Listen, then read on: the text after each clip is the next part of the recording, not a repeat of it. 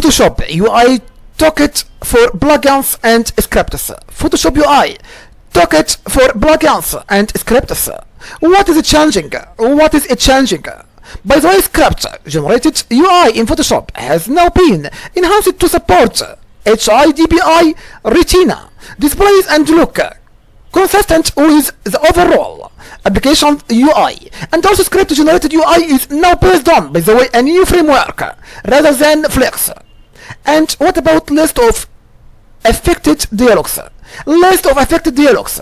The following is a list of dialogs in the application affected by this change, by the way. Like the next table. This table now consists of two columns only. Two columns only. This table consists of two columns only.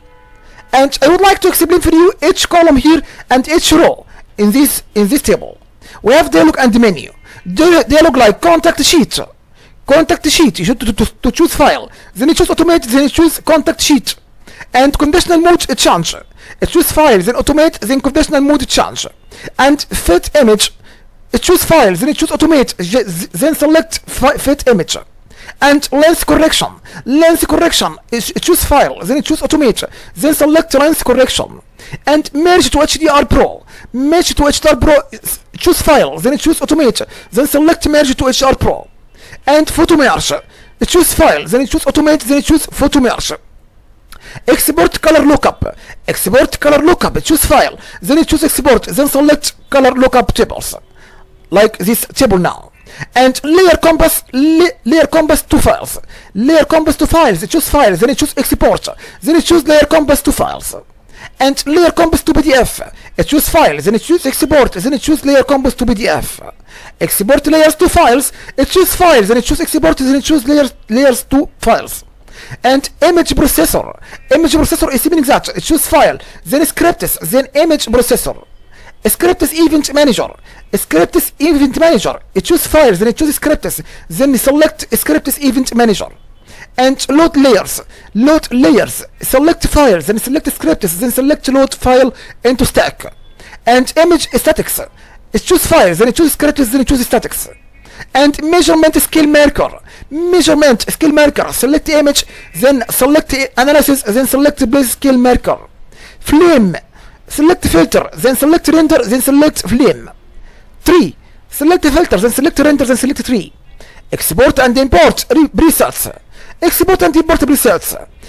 Choose edit. Then select presets. Then select export or import presets.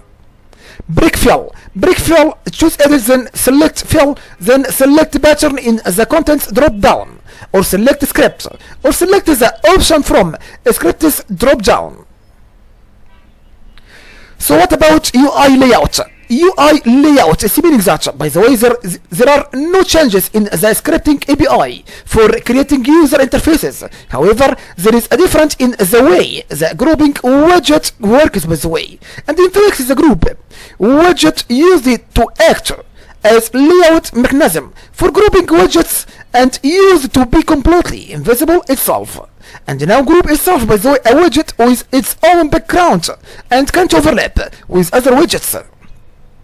And what about, for an instance, if we have two groups arranged one over the other with widgets in each group, by the way, such that widgets from one group don't overlap with widgets in the other group.